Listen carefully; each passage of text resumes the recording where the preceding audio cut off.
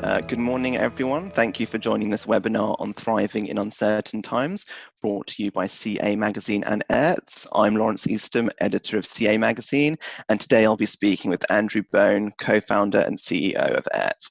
Founded in 2013, Aerts is an award-winning software provider, one of the fastest growing tech companies in the UK.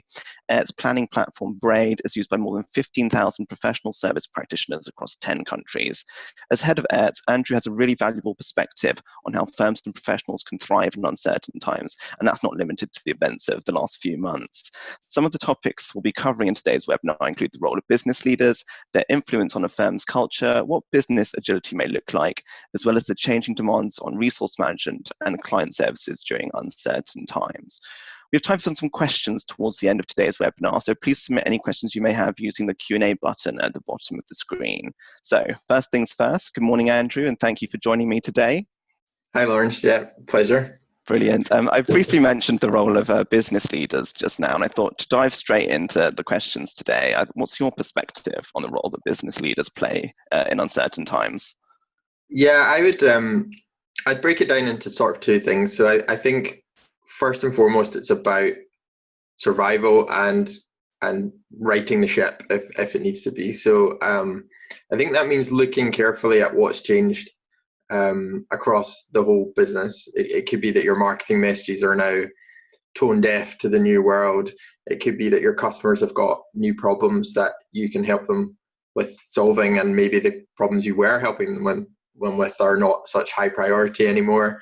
And it could be looking at, obviously with our accountancy hats on, financial scenarios and modeling around that. So I think first and foremost, your responsibility is to the shareholders and to make sure the business is on the right path and figuring out what needs to change if things do need to change. But from a leadership perspective of leading people, I think first and foremost, it's about communication, because obviously we're all working remotely. And so that organic communication doesn't necessarily happen quite as easily. You have to be more deliberate about that. People often have a tendency to assume that no news is bad news in times like these. So I think just really keeping communication going and reassuring people as best as you can, but also being honest and frank with people if there are challenges. And I think if there are things that have been identified during that sort of strategic planning that do need to change, then that gives you something as a leader that you can rally the troops around, that you can point to the new things that need to be done and use that to galvanize the team. Go on. Yeah, sorry. Yeah, you mentioned kind of rallying the troops, and I suppose one of the role of a leader is to kind of make sure that they understand employee needs and that they keep spirits high across the business. And how do you envision the role of a leader in keeping motivation and spirits high? I think it's about trying to paint the picture of the opportunities that can come out of this, and not trying to hide away from the fact that it could be really hard as well. But the people who are probably your most valuable people, and the people you really want to hold on to, and the people that are going to make the difference are the people who are going to respond well to that sort of a challenge. We've done quite a lot of things internally just to try and keep the social connection going as best we can. It's not the same as being in the office, but we do. For example, we've got a bot that effectively matches people up for a informal coffee once a week with someone from a completely different part of the company. So it just gives you a way of keeping a bit of chat going. I think that's really important. I think being really understanding of your team and their needs and how those are changing can sort of win you a lot of loyalty from the team. So obviously many people are struggling with childcare, and we've had to be really flexible about the hours people work, and really just trusting the team that they're going to try and do the right thing. They're going to try their best to remain productive, but not being heavy-handed over that. And I think that is working well. I think it's an opportunity in a difficult time like this to sort of show what you're made of as an employer, so that people see that you value them, Yeah. and that goes a long way to helping sort of make people feel, giving people a bit of comfort as well. And I think it's been a bit controversially used, but the government has used this sort of wartime language thing quite a bit, and I think it's deliberate because I think people do want a sense of comfort and a sense of the fact that their leaders are looking out for them, and so it's controversial, but there's a reason why they're doing that sort of thing. So yeah. Yeah, I think that's really important point around the messaging that employees and staff receive at such a time, and the role that a leader plays in kind of putting that first. I suppose there's a debate around how honest and how accessible you should make leaders to staff. Is that something that you have a particular view on? We've always tried to have a quite a sort of flat culture anyway, and be very accessible to the team. And so I don't think for us it's a huge change, but I do think that works to our advantage at a time like this, when we're not suddenly trying to change style, and include people in things where maybe we wouldn't have had before. We do have a sort of, one of our values, in fact, is around transparency. So it's something that we did quite naturally anyway, and it's just another way of building trust. I think ultimately that's what it kind of comes down to, that people need to trust that even if you're not able to tell them absolutely everything, that you're sharing as much as you can, that you're being honest about the struggles that we might have, but also honest about the opportunities that might be created as well. So something like this. In terms of kind of honesty and disclosure and accessibility, there are certain organizational structures that perhaps lend themselves better to continuing that during uncertain times. Yeah. I guess there are, but I think a lot is about the personalities as well. And I can only really speak for our business. So we're just under 40 people. So we're not an enormous corporation. Obviously, the challenges there could be very different. But in a business of our sort of size, I think it's about your style as a leader as much as anything else, and people feeling comfortable coming to you with concerns and making time for them. And there's a part to play for technology and things like that. I mean, we have used Slack for a long time. Other firms use things like Microsoft Teams, but having a tool like that allows you to be reached in a sort of asynchronous way, where people don't necessarily feel so bad about interrupting you. I think is important. It's in a lot of people's heads, it's quite a big deal to give someone a phone call to actually raise an issue. And if they can actually ping you a little Slack, that they know you'll get back to them, and it might be 6 hours later before you get back to them, but they then are still more willing to be open. Yeah, I suppose, funnily enough, the adoption of all these kind of new technologies that are new to some businesses anyway, is that actually it's even though the business leader may be further away in distance terms, in terms of communication, it might actually be a simpler way of getting people in contact with their manager or leader. Yeah, I think so. Yeah, and going back to you talked about the company's values and how they kind of help dictate how the culture of the firm and how accessible leaders are. Can you talk about the role of a leader in shaping their firm's values? Yeah, we've been really big on values for a few years within AIRTS, and I guess I have to admit, when I worked at larger corporates, I was probably a bit cynical of them. Well, I was a bit cynical, So I'm a bit of a convert now, I guess I would say. And the framework we used was one from a book called The Advantage, where it talks about different types of values. I won't go into it all now, but it's worth a read. But what it really allows you to do is it allows you to position values as which ones are perhaps accidental, where they are just a factor of the people who are in the company and just the way the culture of the company that sort of happened organically.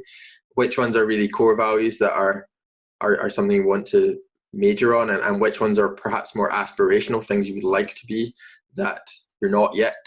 but you want to work on, and you're sort of sending that message out there to the team that you want to improve on these areas. So we use that sort of model, and so it was a mixture of both leadership helping to define those values, but actually when we created them originally, it was almost a crowdsourcing element. The team was much smaller than it is now, but we were getting those values shared by the team of what they saw and what they believed in. So I think that's really important. I think the reason I was cynical before was when it felt like values were more of a marketing exercise, whereas actually what values should be for, as far as I'm concerned, is really helping to help you make decisions, and it could be about hiring, it could be about which clients you work with. There's all kinds of decisions that you could be making, and your values help you to drive that. And that's why we've got a lot of values, and my marketing department won't thank me for saying this, but they'd like us to have fewer because they think it's too many. But I think that misses the point about what the values are for. Yeah. It's hard to define a rich culture within an organization in 4 words. It's not realistic to do that.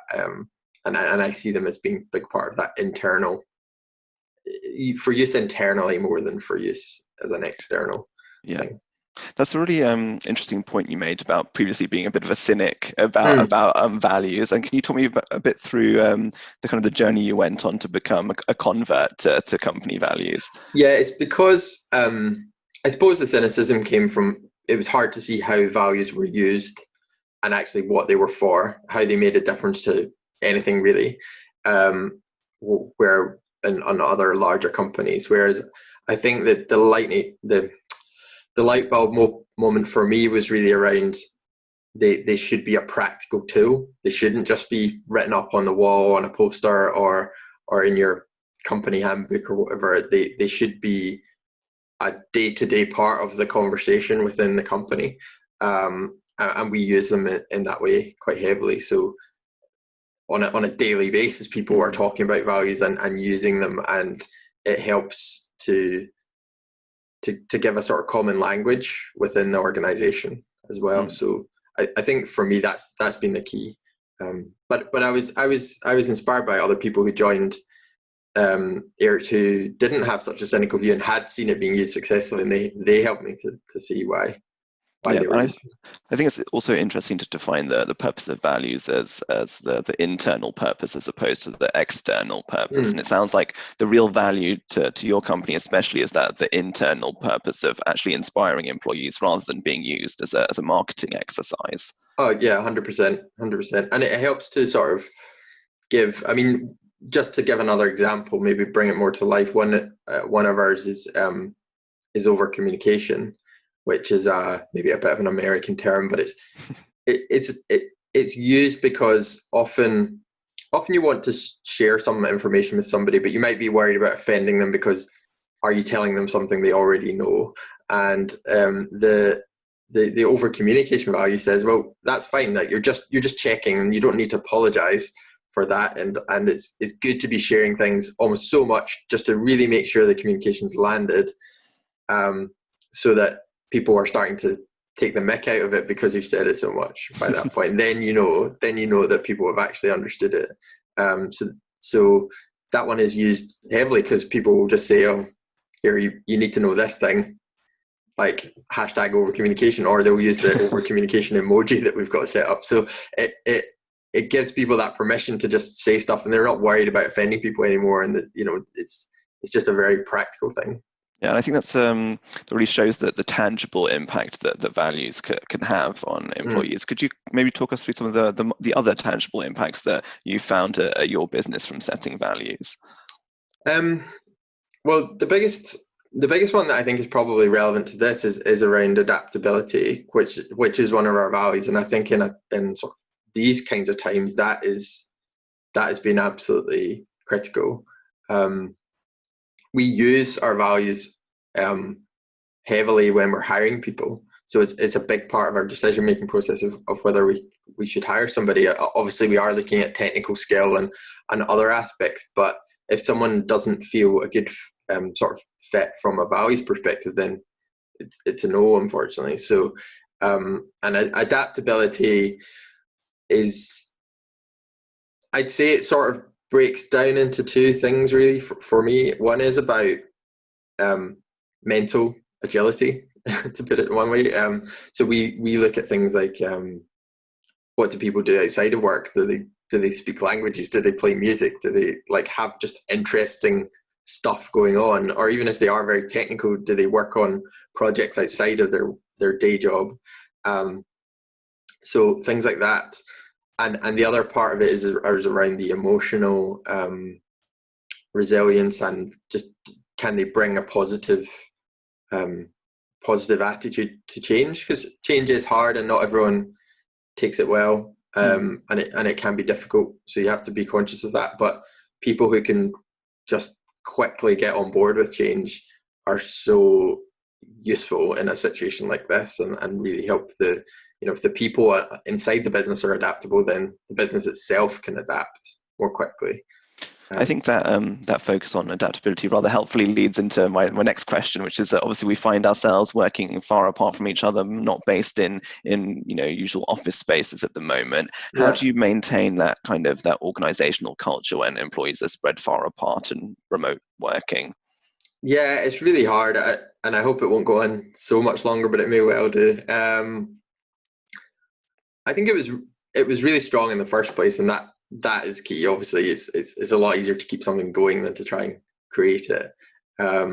We've done little things, just I think it's about trying to keep that human connection going, whether it's pub quizzes or whatever. And we do have a weekly all hands meeting, which we did in person previously, but that again is just an opportunity for everyone to come together on a Zoom call, and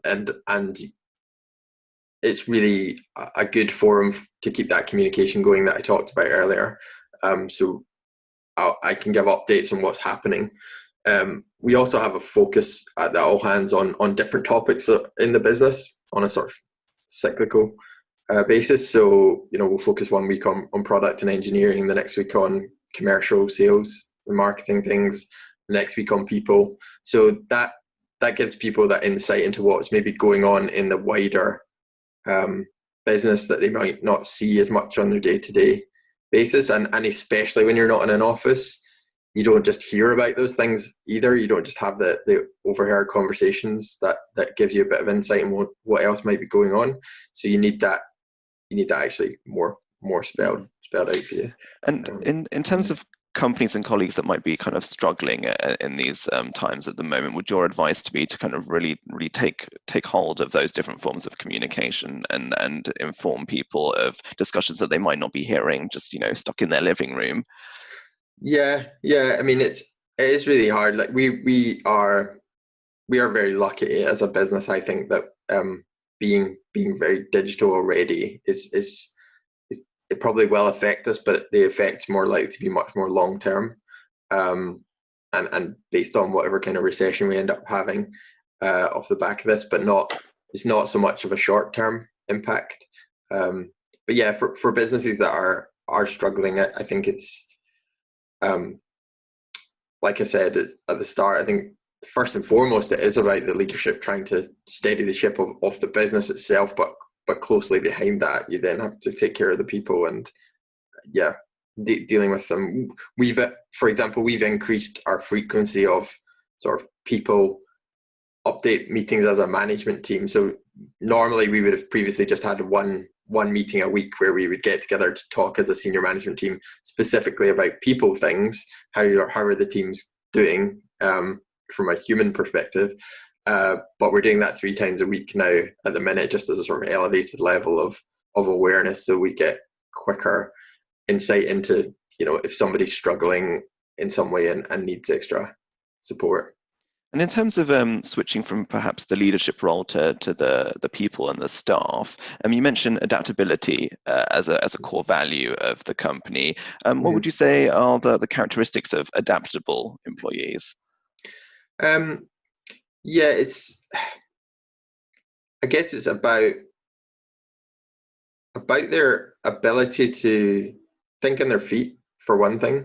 So we I don't want to give away all our secrets, but we do a bit of a sort of role play thing when we're hiring people, and it's a very unusual situation, let's say, that we're doing this role play with, and it's not specifically related to engineering in particular, or any. It's not always related to their what their day job is going to be, but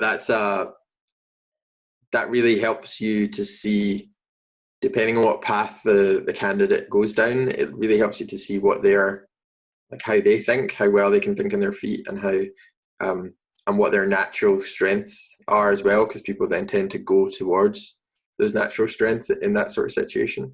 So that's one way we sort of look for that mental agility, the thinking on your feet part. Characteristics of them more generally, I would say, are just a positivity, and I don't know how you create this. I mean, as a parent, I sort of want to try and engender this in my kids, but I'm not quite sure how yet. But the ability to just take a knock and get back up again, that sort of thing is another really key part of it, and not to be phased. It's a total cliche, but the being comfortable with being uncomfortable sort of thing is definitely hugely valuable for us, not just in these sort of times, but as a real growing company. I think it's given us an advantage that we can have a pool of really great people who we know we can throw at different challenges or put them into new situations, and they will thrive in those, and they'll relish that challenge. And so one of the things we look for are those sort of people who are keen to grow themselves as the business grows, and they get opportunities through that. So it's kind of a win-win. And you mentioned the recruitment practices and the way you test for these abilities. As you kind of hinted at, I suppose it's not as simple as just saying, are you adaptable? It's about really testing those skills. No. Yeah, we've got a whole bank of questions that are all actually values questions, but they're maybe not that obvious. So for example, we'll maybe ask a candidate how they would react or what they would do differently if they were CEO of their current company.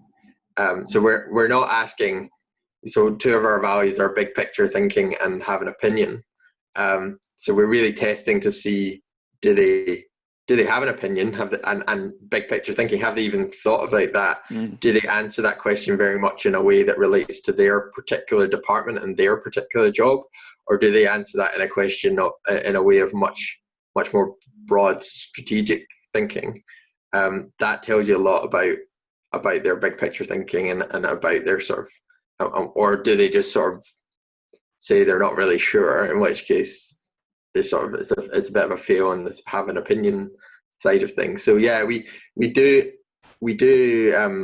screen for them, but we don't make it really obvious, although I've given that one away now, so I can't use that anymore. Well, if there's any future ETS employees out there, they've got a few tips from this webinar. Yeah, exactly. And in terms of the benefits that adaptable employees bring to the workplace, you mentioned their ability to tackle new challenges head on. What other things do adaptable employees bring? I'd say one other one, particularly for us as a small company, is actually efficiency, because when you've got adaptable people, rather than having three people who have very specific roles that they're good at and they can't really flex, you can probably have two adaptable people that can do much the same thing. So I think it has been, and I don't want to make it seem like this was some grand plan, but I think looking back, I think it has been a real secret to our growth has been adaptability, that we've been able to have a small team of really great, really adaptable people do as much as potentially a larger team that weren't so adaptable would have been able to do. So yeah, I'd say efficiency is probably the other aspect, but also just that cultural positivity as well is really hard. It's quite intangible, but it's definitely there. So then people who are less certain or less comfortable with change can see others who are getting on board with it, who can see others who are relishing the challenge, and then they think, okay, right, well, yeah, maybe this is going to be okay. So that the positive influence spreads beyond just purely themselves. And in terms of, you mentioned more adaptable employees, perhaps as a collective being able to do more than people in rather kind of rigidly defined roles. Do you think, perhaps not just talking about ETS, but in broad terms, do you think maybe looser job roles in terms of what they're defined as, would that be beneficial to those struggling in a crisis? I think it probably is a balance. But if you're in I do think if you're in a bit of a tough situation, if the company is in a tough situation and it needs to get out of it, then the last thing you want is somebody who's sort of saying, "Oh, well, that's not my job. My job's this job." That's not really going to help you there. Or conversely, somebody saying, "Well, why are they doing that? That's meant to be my job. They're stepping on my toes here." So I do think there is, if there are clear strategic objectives, or you've sort of set out the challenge to the company as, if we're going to survive, we're going to do this, and we need everyone to get on board with that, and we need everyone to help as best they can. If you're in that sort of situation, then I think appreciating that people are trying to do their best and not overly criticizing when they're trying to do things that might not be in their job spec is important. And I suppose, sorry, in terms of looking beyond the current crisis, it sounds like the main message is instilling those values really early on. So if you're instilling a culture of being adaptable and flexible, that pays dividends in the form of employees being more willing to adapt to different job roles or changing job roles. Yeah, I think so. Yeah, and changing job roles is another good one to mention, that as you grow, if you are starting a business like we were, and as you're growing, then people do inevitably change job roles. So again, you're not having to go and hire a brand new person who doesn't understand anything about the product or the market. You're getting someone internally who's got all that learning and background, and moving them into new challenges is far more effective from a company point of view, and hopefully gives them good growth opportunities as well.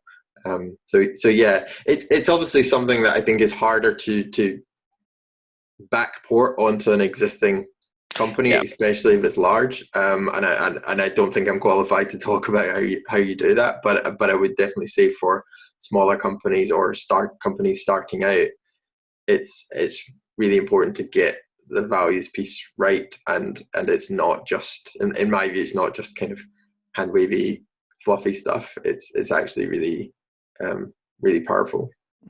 We've talked a lot about adaptability and flexibility this morning. I thought maybe in terms of in big picture terms, what does a flexible business look like, perhaps operationally, structurally?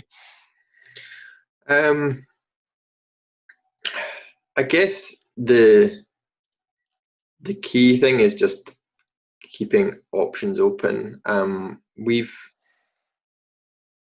We're in a business where there's actually lots of different ways you could structure a software company, and I don't think I can probably speak with authority about companies more generally, but yeah, within a tech company, within a software company, that sort of thing, there are lots of different ways you can do it. I would say in the current times, my preference would be for a customer sort of centric approach, because you want to make sure that you're as close to your customers and you understand what's changing for them as best as you can.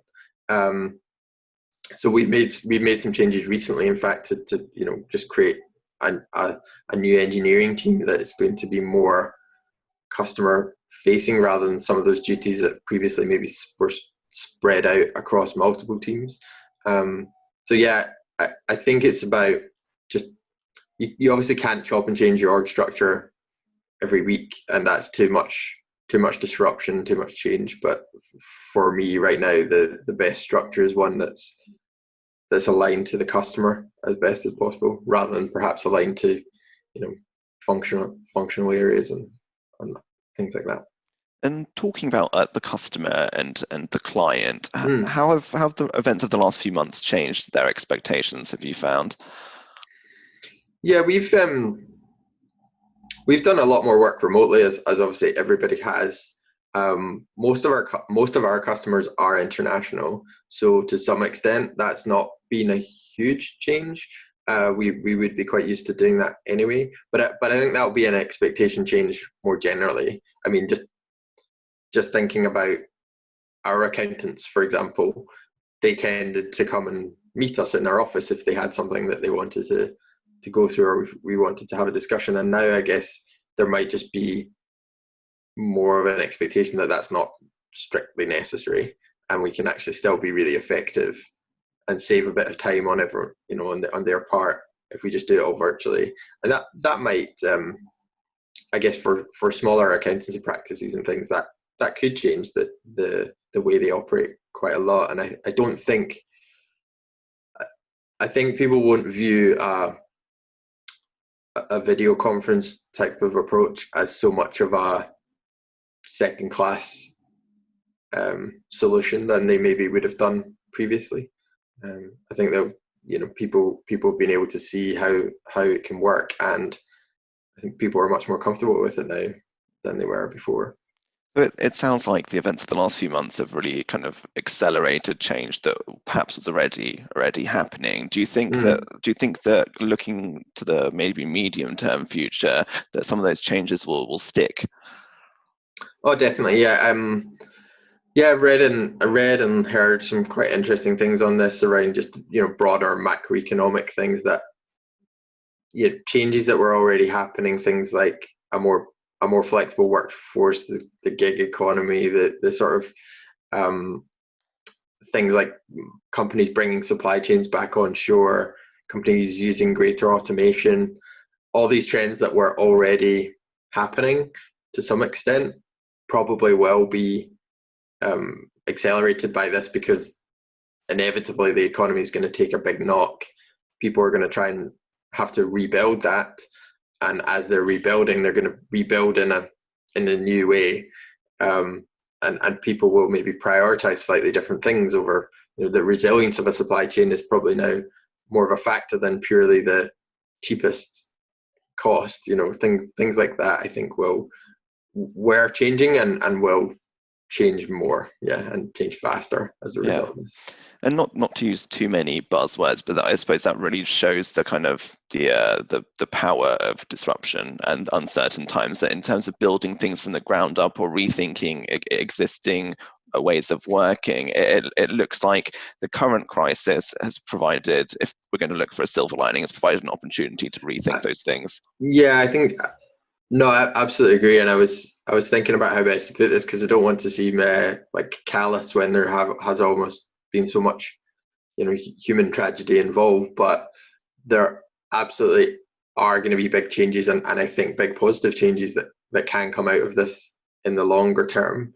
Um, and I think around topics that were already hot topics, like climate change and things like that, then there could be benefits to people rebuilding in a way that's more considerate of those things.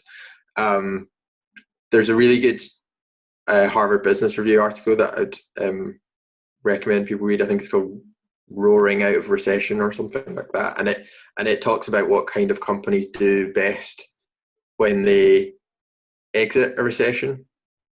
And they sort of found it wasn't the ones that went really gung-ho on investment, and it wasn't the ones that made massive cutbacks.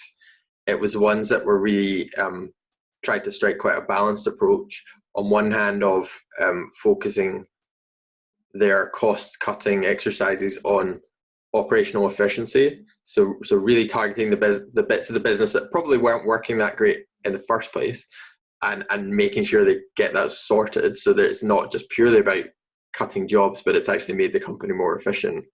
And also at the same time investing, but investing quite strategically. That could be opening more premises while rents are cheap. It could be buying plant and machinery when prices are suppressed, or it could be investing more in marketing and R&D, so that you're in a strong position to grow once things start getting going again. So yeah, there definitely are opportunities there, and I think for us, there's probably an opportunity in the fact that with all this disruption going on, the needs of firms to be good at resource management is kind of never really been any more high profile than it is right now, where people can't work because of childcare or because they're ill or because they can't travel. So there's a lot of juggling needs to go on for firms to be able to still keep delivering for their clients. So Yeah, I think there is in tough times there is a natural kind of inclination to cut costs, and there's almost to reach for the panic button and slash certain areas of businesses that aren't working. But it sounds like a more moderate, measured approach is the really the way to thrive. Yeah, well, that seems to be what people who've done much more research than I have wanted to say. So yeah, so I and that makes sense to me. Yeah, obviously you need to have a strong enough balance sheet to be able to do that. If you really are in dire straits, then it could be quite a different equation. So yeah. You just mentioned resource management. Like that's a topic that I also wanted to touch on today. How have recent effects affected attitudes to resource management? Maybe not just at ETS, but perhaps with your clients and more widely. Yeah, I think well, from what we've heard from our clients, that the resource managers are, they've never kind of been any more busy than they are now. So there's been a lot going on from that. I think perversely many of them have been enjoying the challenge because that's what they do, and it does in some ways increase the profile of what they do and the importance of what they do within the business when it's struggling to get people to get the work delivered. So yeah, it's I don't think it's fundamentally changed, because there was always an aspect of juggling when you were doing resource management, trying to get the right people on projects in the best possible way, both to keep the people happy, the clients happy, to stay profitable. There are always many factors to consider when you're trying to solve that sort of puzzle, and I think the current crisis is just adding a few more factors onto that and keeping them busy. It's certainly good to hear one positive story come out of that, with the resource managers being very happy with today's situation. I think just before we move on to a different subject, I just wanted to, with regards to resource management, it sounds like it's rather than being perhaps preoccupied with the current situation, which is obviously very important, it sounds like it's also very important to have a longer term focus and a longer term strategy to moving out of today's current times. Yeah, I think so. It's something that I guess has been something that I guess I would put it as almost like different stages of maturity of a resource management sort of model. And we don't really like the term resource management because they're people at the end of the day, but it does seem to be the industry norm, so we have to sort of go with it.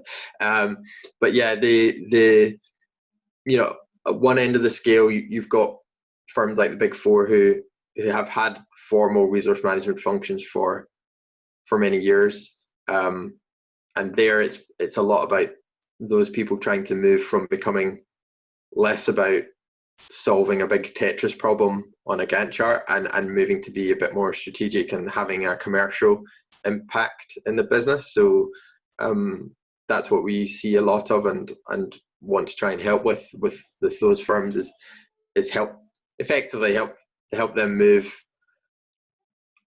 in a way that they can deliver more value for the business, and help the firm really deploy its people in the best possible way, because ultimately that's, like, many accountancy firms are effectively selling the services of their people, and so that is your absolute key resource that is going to drive whether you're a well-run business or not a well-run business. So for those firms, and then for more medium or smaller firms, I think sometimes resource management hasn't really been an official job title of anybody. It's often something that's done by managers, sort of middle managers, and they're doing it a bit on the side of their general day-to-day work.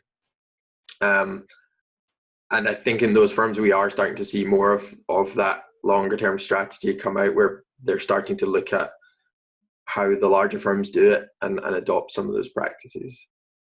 I just wanted to touch on kind of the events of the last few years and maybe putting the events of the current crisis in a longer view. Talking about general trends in flexibility and resource management that we've just touched on, has there been a general trend towards more flexibility over time, perhaps discounting this current crisis? Yeah, there has been. You've seen some of the big four do that. I think PwC introduced it a couple of years ago, that they started to they sort of pitched it as a kind of work when you want type thing. Obviously, there are a lot of people out there who see the benefits in that, as much as the sort of 0-hour contracts get a bad rep and can be abused. They can also be very, very useful for certain people who want that flexibility. So I think some of the firms have recognized that and have therefore made a bit of a move to attract those people. And ultimately, I think in the profession as a whole, recruitment and retention of staff is still a big challenge. You know, people move quite a lot, and firms are keen to do what they can to give those staff members a good experience and make them want to stay and not move on. So yeah, I think there is a general trend to that, probably driven by that need to sort of attract people and offer flexibility to the people, as well as the benefits of it for the firm. And are there any areas of cultural flexibility or operational flexibility that perhaps haven't exhibited the same general trend over time, or have, I suppose, in other words, are there any kind of areas of business that, in your experience, that you'd like to see more change happen in? It's a toughie. I guess I'm gonna sound like I'm pointing fingers here, but I do. I guess there's still an aspect where, if you compare, and I'm not trying to say one's right or wrong, but if you compare how, say, a typical IT function is structured and the makeup of the staff there, it feels to me like it's much more common to have a real mixture of permanent staff, contractors, maybe third-party suppliers, but with people on site.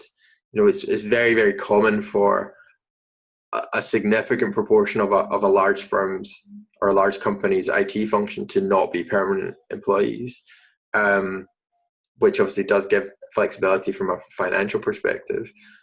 And I would say it's far less common for you to see that in some other parts of the businesses, like in the accountancy profession. So there must be reasons for that, but I do think that will change a bit over time. Yeah, and perhaps accelerated by what's going on at the moment. And before we turn to questions from our viewers today, there was one last area that I wanted to touch on, and that's, I suppose, shifting from looking at the past and the present to looking at the future. And one thing I suppose a lot of people are discussing it at the moment is, are businesses now better prepared for uncertain times in the future? I think so. I think they have to be. I mean, there's probably been a lot of scramblings going on from a IT perspective to get people set up for working from home, etc. So that's now been done, and I think companies are better placed. I suppose brutally, they're either going to be or they're not going to survive. So they sort of have to, and not all companies will survive, but I think the ones that do remain will then be in a stronger position to handle that sort of uncertainty in future. Yeah, I think you're right. It might be phrased as brutal, but it's a bit of a do or die environment at the moment. Yeah. And in terms of the clients that you work with, the professional services firms, how do you see them evolving in the future? I think there's been a few trends that have gone on over the last few years, and so one of them we've already discussed was around the flexibility of their staff. Another one we've obviously seen a lot of is firms moving to have centers of excellence, or a more like a shared service center sort of a model, where work that would have been traditionally done by teams that were on site with a client might be, you still have that client team, but they might be sending parts of the work to sort of, they have all kinds of names: delivery centers, acceleration centers, service delivery centers, but basically large offices where there's specialists to look after those things. And it can be, those can be offshore things, but they can also be central centers of excellence and special expertise onshore as well. So there's a whole range of models there, and I guess I think that will continue, because that does give you more flexibility. You're less reliant on a very local workforce to do a specific piece of work. You've got a whole shared pool of resource that is, in many cases, spread globally around the world.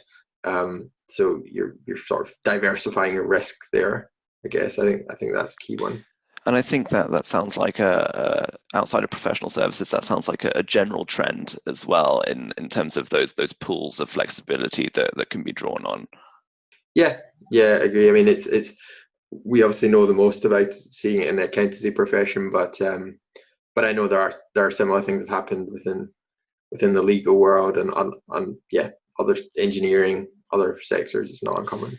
Yeah, and I think we've covered past, present, and future. So it's probably time to turn to some of the questions we've had from the viewers today.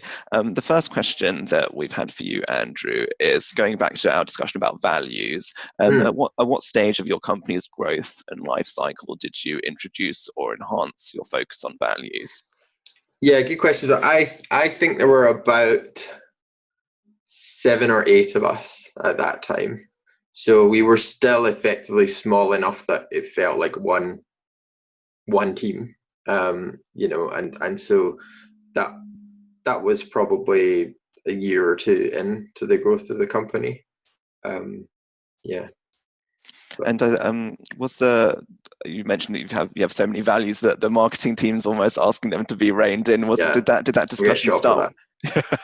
Did that discussion start with just one or two values and then spread?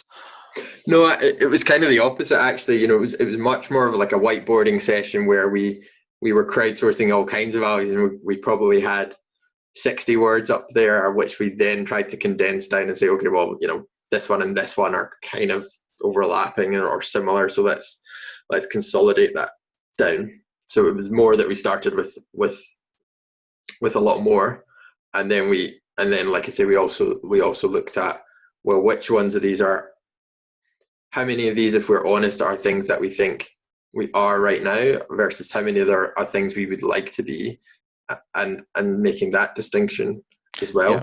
So that's quite interesting that it was quite aspirational in terms of driving the growth of the company. Yeah. There's a fourth category they talk about in the book, this Advantage book, which is the sort of framework we used, which is permission to play values, and that's, I don't know, it's a very American term probably, but it's where you can put the values that nobody can really disagree with, but they're also not that exciting. So something like respect, or something like that. Yeah, I think often large companies fall into the trap of their values become very bland, because you can picture the scene of the debate around the values, and someone can say, well, how can we not have integrity as a value? Like, yeah, who can argue? So, and it's right, you should, but it doesn't really differentiate you as a company to say that integrity is one of your values. It's more, the permission to play ones are more about basic standards. So we wouldn't want to work with someone or hire someone who we didn't think met the permission to play sort of piece, but they're also not that differentiating from a company. So there's an important distinction between those kind of foundational values that you'd hope everyone would have, and then the values that really define the company. Yeah, exactly. Yeah. And we've had another question that is kind of linked to values. It's, how do you measure and monitor your team's happiness? Actually, it's something we've only really started to do properly this year in an actual I guess, quantitative measurement perspective. So we've got big enough now that we've had to introduce the sort of dreaded, employee engagement type surveys.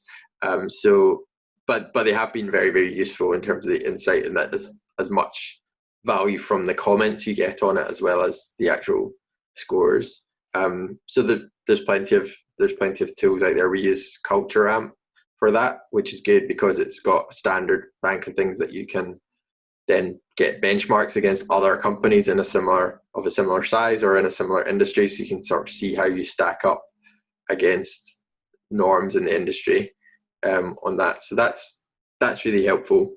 But prior to that, it really was just, and continuing now as well, it's really just about that openness. And what I always feel is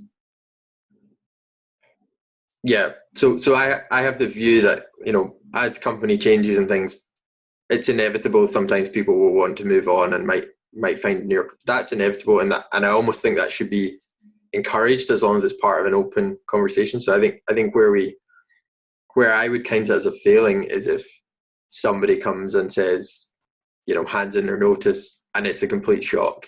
Then we've not done our job properly as a management team, because they've not felt comfortable sharing their concerns.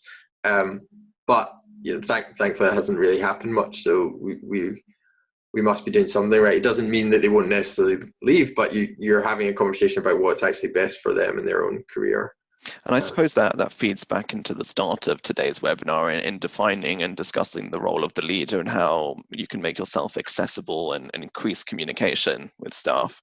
Yeah, exactly. You just got to be yourself. I think is a big part of that. Not people shouldn't, and hopefully don't, feel that they're getting fed a line. They're comfortable with you because you're just being as genuine as possible. I think that's the key to having their trust, so that then they are willing to share with you.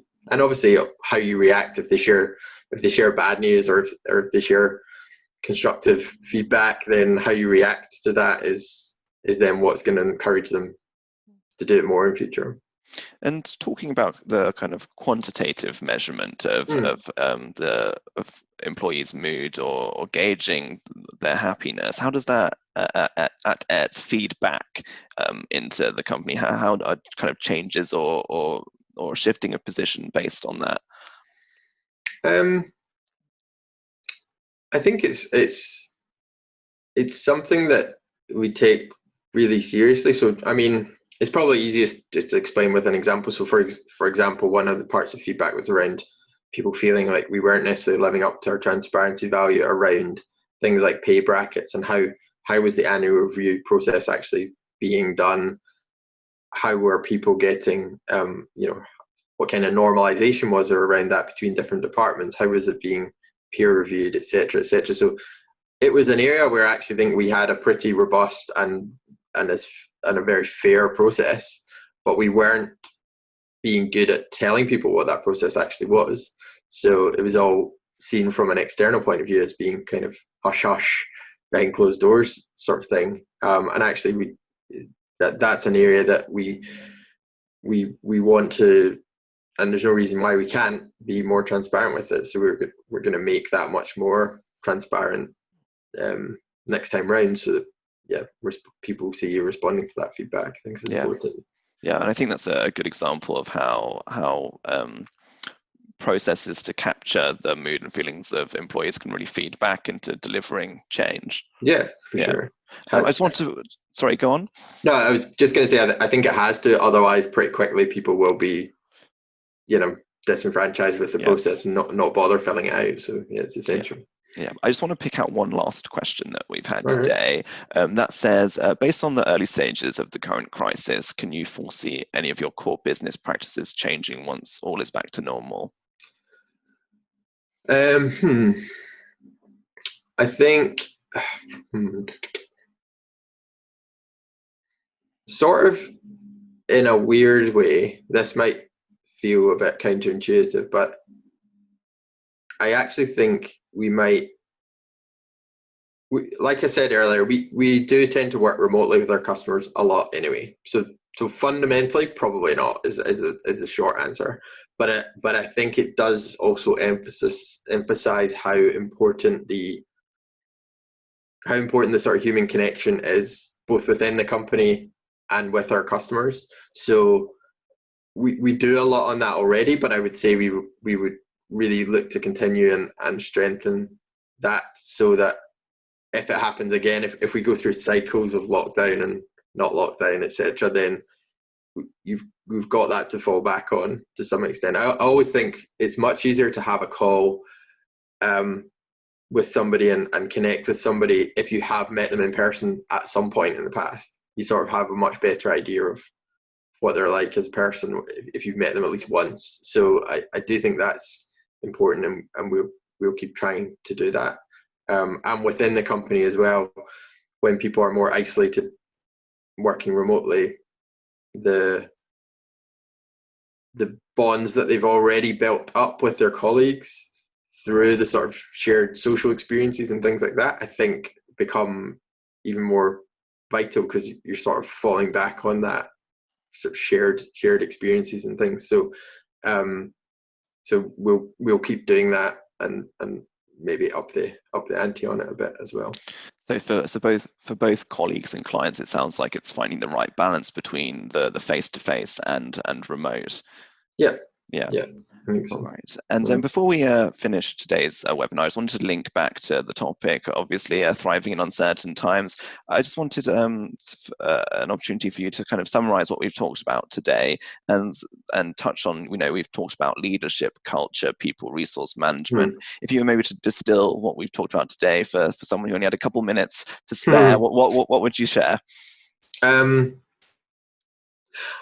guess I would come back to sort of my main message would be around the importance of the people in your business, at least in a business like ours, which is heavily driven by the people within it. We don't have tons of assets and machinery and things like that. It's cliche, but it is all about our people. So I would say that the main thing for me would be trying as best you can to have the right people in the company in the first place. Obviously, if you're already in the middle of the crisis and you haven't done that, maybe not so useful, but trying to have that, and that's about how you hire, that's about your values and all that piece.